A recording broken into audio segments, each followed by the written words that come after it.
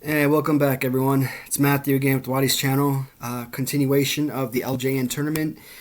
This would be episode number 12. So just before we get into the custom figures, that's going to be in this next battle, I do want to read off some quick competition as far as who won each battle thus far. I did have to go back and redo a few rounds, as you know, of course. Yeah, so they're not all necessarily in series order, but I just wanted to give you a quick recap. So Andre number 1 defeats Hillbilly, Stud defeats Snuka, Custom Hogan defeats Original Hogan, Junkyard Dog over Sheik, Volkov over Piper. We saw Andre number 2 over Albano, Brutus Custom over Original, Greg Valentine over Steel, LJN Custom Savage defeats Original LJN Savage. Bundy defeats Orndorff. I don't know. I cannot pronounce that man's name. Sammartino defeats Bobby Heenan. Morocco over Fuji. The white White Pants Ricky Steamboat defeats the other Steamboat plus Original. Hawaiian SD wins over the red shirt. Terry Funk defeats the purple Santana. And Mean Gene over Adonis. We have Original. B. Brian Blair defeats Custom. Custom Brunzel defeats Original. Both Customs of the Hart Foundation beats their original counterparts. Billy Jack Haynes over Bob Orton. Corporal Kirshner, Custom Corporal Kirshner with Navy colors defeats all the others. Freddie Blassie over Davey Boy Smith. Dynamite Kid defeats Ventura. Custom Hercules defeats Original.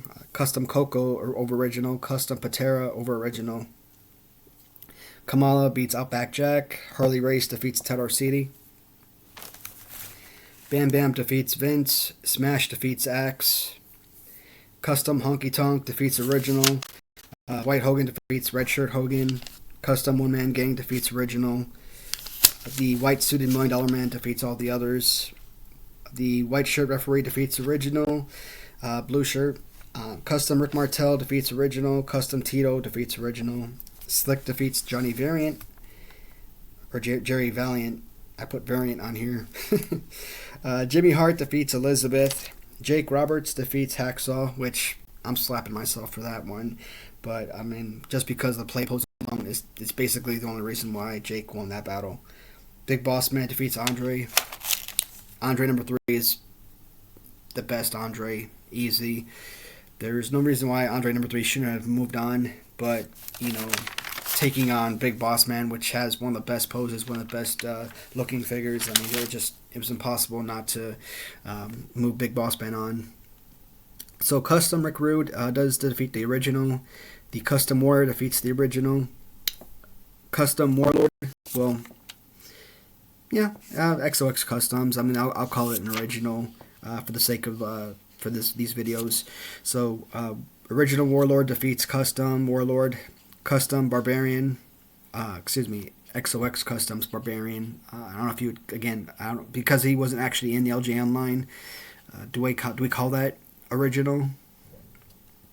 So we'll call it XOX Customs Barbarian defeats other Custom Barbarian. Bad News Brown defeats Razor Ramon, and King Haku defeats Islander Haku. Last battle, which we just discussed already, so we're good on that one. So moving on to the next round of competition, or the next battles. So first one is another XOX Customs. It is the Mr. Perfect figure in a blue singlet, with the Mr. Perfect on his boots. And of course I customize or get the custom belts from them as well, which I try to put on all the other figures. So beautiful belt. I try to use that as like an intercontinental belt, I guess. Also comes with towel, which I thought was a great accessory. I mean, it's so simple, but I mean, it just works so well. When you look at the Mr. Perfect hair, I mean, everything about this figure is just absolutely gorgeous. I mean, I absolutely love it. Mr. Perfect, I think, from what I've seen, as far as all the figures, between These LJN figures, the Hasbro figures, he always seems to have, amazing. I don't want to call them toys. They are toys, but they're collectibles for me or for many adults who actually collect them. They're just simply collectibles. Great figure. Actually, one of Random Customs or Random Treasure's best figures.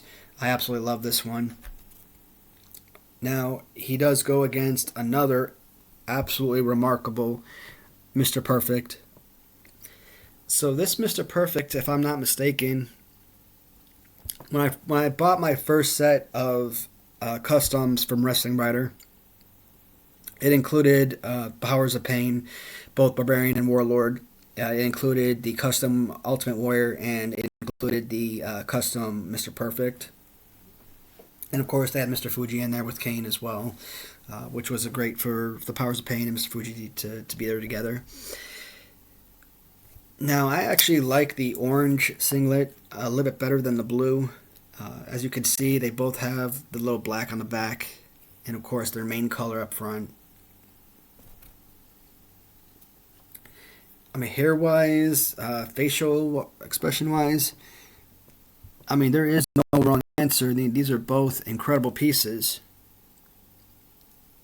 I think the XOX Customs hair just a little bit better, I would say, on the back. And of course, rubber figure, which always has my top preference. Now this one is a hard plastic. This one is resin, I believe. And that right there takes away from the value for me.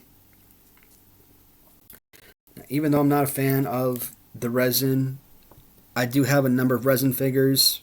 Display-wise, they're beautiful. This figure is just too good. As much as I love the Random Treasures, Mr. Perfect, this one is just incredible. And he's got a much better fighting pose. Not quite Big John Studd style, but, close enough. You look at this, I mean, that is just a fantastic body slam pose. You can do that with the Random Treasures version. So even though it's got this great towel accessory, which, it's so simple, but it just fits so well. It can't match up to the Mr. Perfect custom coming from Wrestlingwriter. The next battle is another. The next two matches are going to be Random Treasure exclusives. So it is going to be Butch and Luke from the Bushwhackers. They're just mirror images of each other. To be honest, I took them out of the bag before I really looked at the names to see who was who. I could never tell the difference. I think because of the face, the way he kind of like scrums his face like that, I think this is Luke, but I could have it backwards. Again, custom belts on there. This one's a little bit different. I put bronze plated belts on here with the tag team belts instead of the gold plates or the silver plates, which I put on a lot of the tag teams. But I mean, it's different. I don't think Bushwhackers were ever tag team champions, or if they were, it definitely wasn't in the WWF.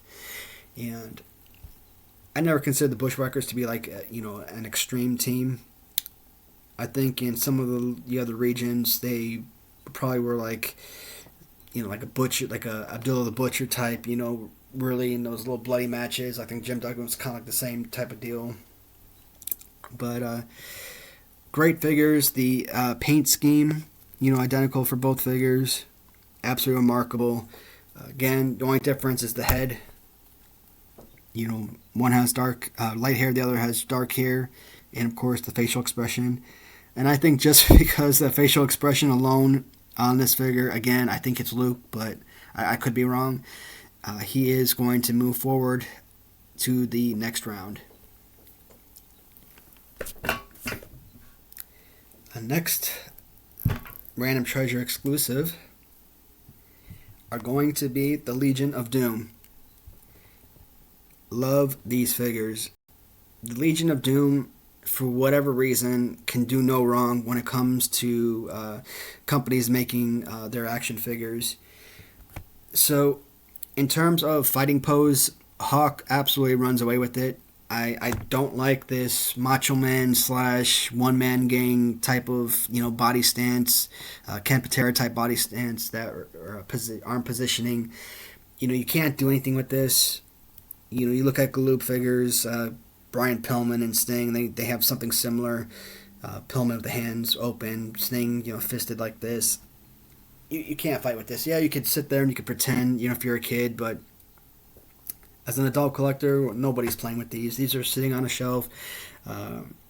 We get to do videos like these, which are really enjoyable. Just get to admire their perfection. So I kind of went a little bit different with the belts on these. I went with red belts just simply because of the red on the pants and of course the boots. Just kind of fit better to me, I think. And so when you look at Hawk, so it does show, say, Legion of Doom. I don't know if you were able to see it on the camera. And just beautiful markings on the pants and boots. This is just an absolutely incredible figure. I think the Legion of Doom might actually be, if not the two best figures from Random Treasures. I still like the Mr. Perfect version of what they've done of their customs. But Mr. Perfect might actually be pushed back to second. And the reason I say second, because the face paint on Animal, you can't match that. I mean, Random Treasures, they absolutely killed it with this. These are two absolutely amazing figures. And as much as I love Hawk, pretty much any Legion of Doom figures, doesn't matter which one you're looking at. It could be what's that one I'm collecting now, Remco figures or Hasbro. It don't matter. The face paint from Animal is always going to be far superior to Hawk, and to me that alone is just speaks volumes. Hawk does have the better fighting pose, kind of like the Nikolai Volkov fighting pose, so it's not bad. Actually, one of the better poses. Not a great body slam because of how far apart his arms are and how tight they are inward. But, I mean, two beautiful, beautiful figures. Again, Random Treasures, absolutely love their store. They do such incredible work. So, Animal from Legion of Doom moves forward. These next four figures came from Wrestlingwriter. First one is Money Inc. Erwin R. Shyster. Now, I think this figure was actually Mike Rotundo or something back in the day. I don't know. I always knew him as IRS. So any of their actual names, who knows? It does come with the custom belt, and of course, when you look at the suspenders, and of course the belt on his pants, this is an absolutely phenomenal figure. I absolutely love it. The head might be a little bit misshapen, but you know what? He's got that Greg the Hammer Valentine type of pose, and I kind of feel like, let me grab a good figure here.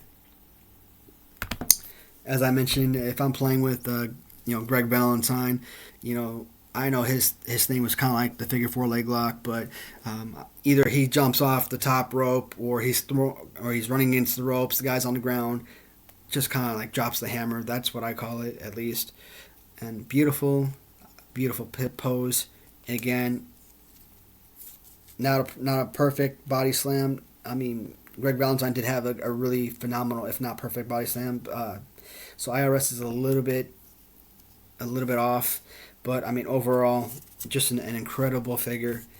The problem with this round here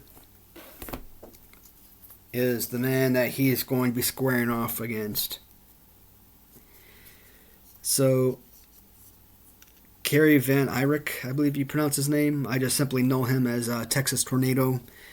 And this is just a phenomenal piece. Kind of has the little Tito Santana arms out to the side. Again, not a huge fan of that particular pose, but again, because Texas Tornado, his thing was to spin around, clobber you, knock you to the ground. I think my buddy Eric, Wrestlingwriter, actually did this one himself, and he did a phenomenal job. For someone that I think he claims that he's not like professional, he doesn't do this professionally or anything, but he has monkeyed around with a few of them, and from what I've seen, to me, he is a professional because he does incredible work. The molding of the face on here, I mean, that is fantastic. Again, the hair, kind of like Mr. Perfect, just absolutely beautiful. I love the custom belts. I think these are specifically designed for the Texas Tornado figure. Two absolutely remarkable figures from Wrestlingwriter. One of them has to go home. I love IRS's pose a whole lot better, and he just looks really sharp. I mean, that is IRS straight up, but this is a tough one. Texas Tornado defeats IRS. I think it was pretty much pretty obvious from the get-go. This is phenomenal, but Texas Tornado just is just too good of a figure to pass along. The last competition for this battle, or for this video, is going to be again 2 more Wrestlingwriter figures. First one is going to be Sting with orange pants. Man's got custom belts galore. So absolutely beautiful marking on his pants. It's got the actual stinger there, the scorpion. This is a rubber figure, which is amazing.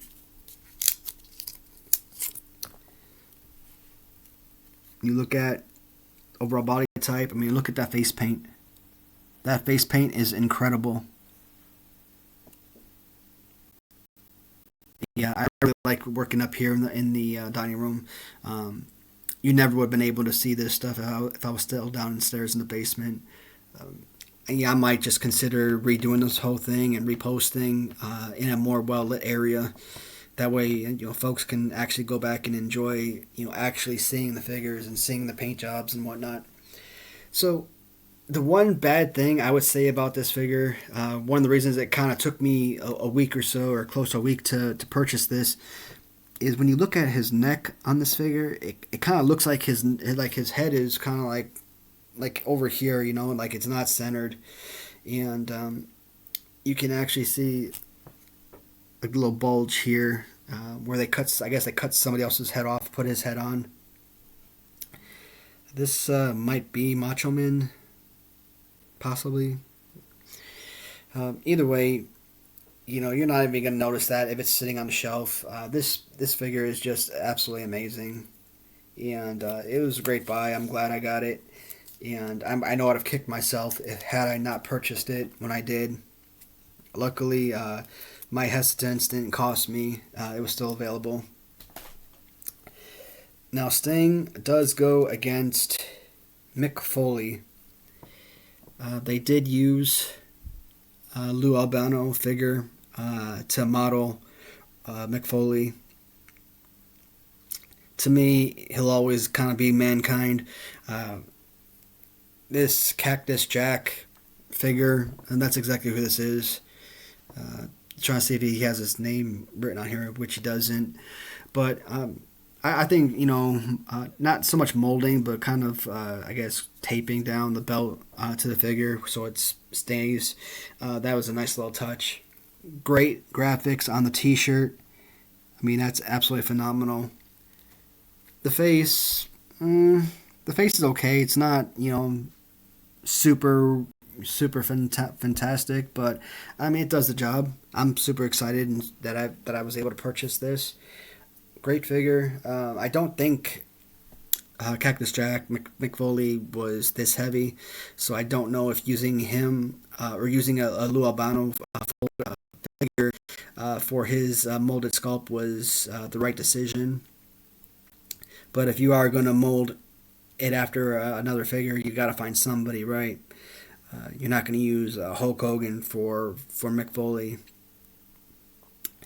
But I mean, that's one of the benefits of Random Treasures is they create completely separate molds designed specifically for a particular character, a particular wrestler. But I have no complaints. I mean, it's a beautiful figure. Again, the T-shirt is phenomenal. As hard as it is, I know a lot of folks are going to be angry at me for this one. Because you have one of the most elite wrestlers in history. And going up against Cactus Jack.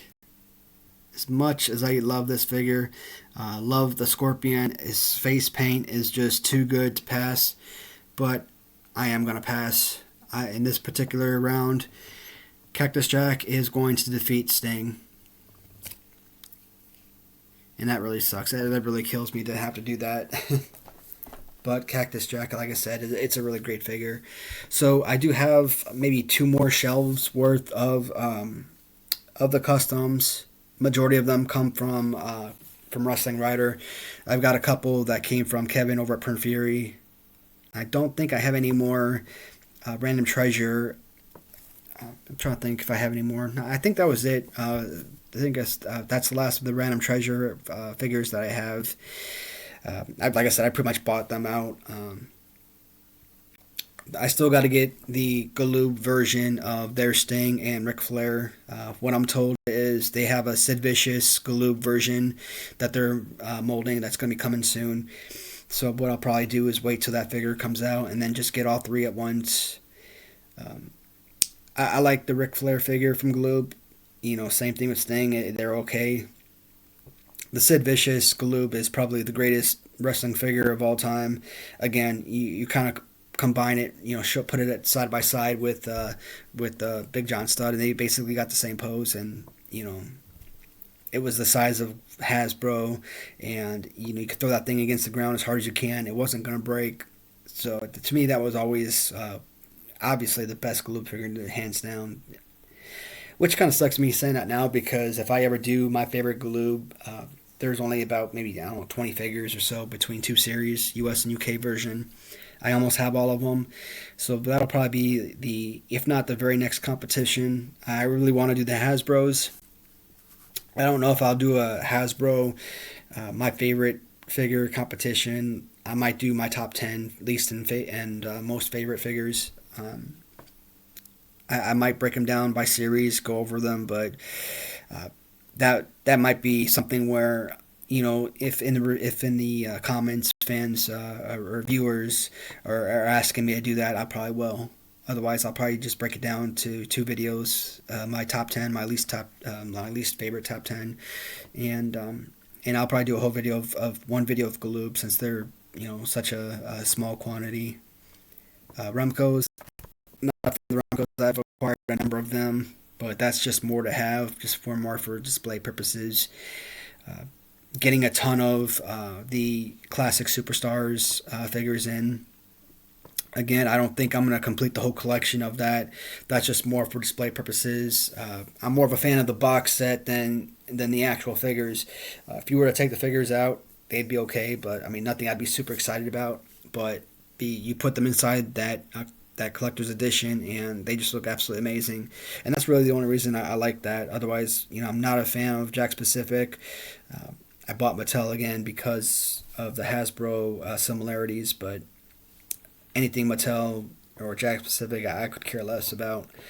This thing that they brag about, posable limbs, joints, and I hate that.